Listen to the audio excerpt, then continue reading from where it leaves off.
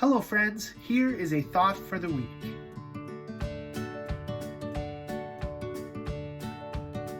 In 2008, I went to Germany after high school to attend a Bible school called Bodensseehof.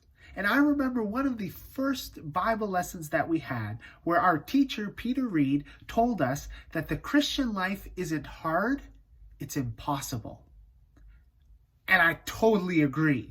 As much as I've tried to live out the Christian life on my own, I have also learned that I simply can't do it. I and we as Christians need to rely solely on the strength and the guidance and the indwelling life of God. And when the Holy Spirit works in us, God transforms us to look more and more like Jesus. But it's not something that we can just make happen. Now, as much as the Christian life is impossible, at some point, because we are humans, we also have free will. And so we need to choose whether or not we want to follow the path of God or follow our own path. Now, whenever we follow our own path, what we're actually saying is that we are wiser than God and that we know better than God and that we're going to go our own way. And that path is what we call sin. Sin is the stuff that we are involved in or that we do that creates a rift in the relationship between us and God, us and each other, and us and creation. And of course also with us and ourselves. Sin is something that we don't usually like to talk about, but we all face it.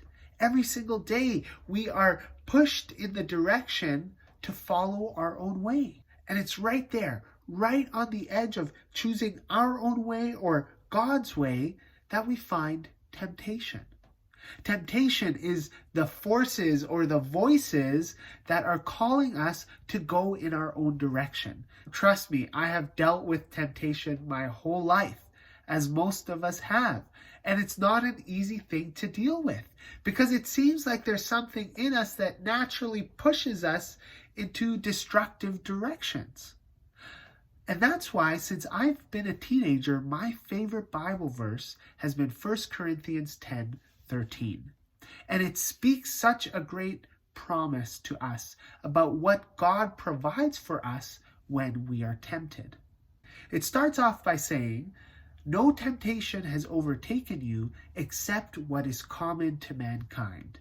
What that is saying is that no matter how hard the situation is, or no matter how severely tempted we feel, there's nothing that we go through that is unique to us.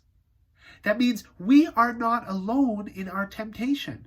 As I've talked about my own struggles with other people, I've realized that they're dealing with the exact same thing. There is nothing that we deal with that isn't common to our human existence. And we can remember then that we are not alone in the fight of temptation. Now, the second part of the verse goes like this: "And God is faithful. He will not let you be tempted beyond what you can bear. But when you are tempted, He will also provide a way out so you can endure it." That's pretty cool. That a sign of God's faithfulness to us is that we are never put in a situation that we cannot handle. Every time we are tempted, there's always a way out. And God never lets us go through anything that is too much for us to bear. God has given you the strength and the perseverance to say no to temptations and to instead trust in God and follow His way for life. And what we always experience when we abandon our own way and instead follow the way of God is that the way of God actually leads to life and flourishing and goodness. So I don't know what you're dealing with this week or right now, but know that there is no temptation that God does not understand and that we as a community cannot gather around. You are never alone in your temptation, and God has given you His own presence to be able to endure the temptation that you're going through. And as you go into the rest of your day and this week, may the peace of Christ be with you.